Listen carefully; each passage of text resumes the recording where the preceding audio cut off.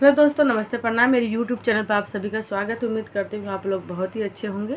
तो आज माता रानी का तीसरा दिन है, तो सुंदर सा देवी गीत पचरा जरूर सुनिएगा। और मेरे तरफ से आप सभी को हैप्पी नवरात्रि दोस्तों।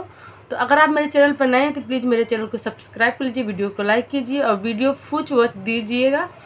और वीडियो कैसा कमेंट बॉक्स में ज़रूर बताइएगा। तो सुंदर सा देवी माँ का पचरा गीत जरूर सुनिएगा। कैसा लगा ज़रूर बताना।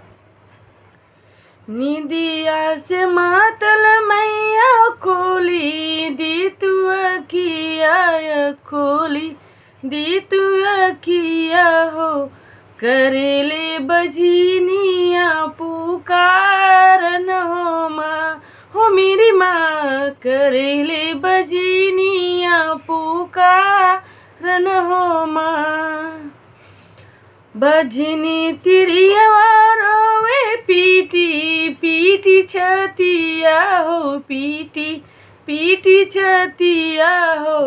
दे दे तू गोदिया में लालन हो माँ, हो मेरी माँ। दे दे तू गोदिया में लालन हो माँ। अखी निदिया की मातल मैया खोली दी तू अखिया हो, खोली दी तू अखिया हो।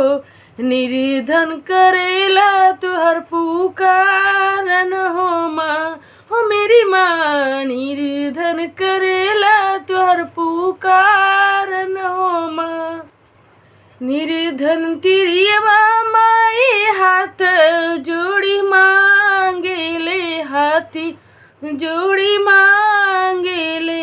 दे दी तू धनवा पारन हो माँ, हो मेरी माँ।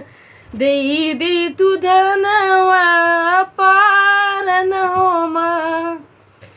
निदिया से मातल मैया खोली दी तू अखिया हो, खोली दी तू अखिया हो। करेल दुखिया तुहर पुकारन हो माँ, हो मेरी माँ। करेल दुखिया तुहर पुकारन हो माँ।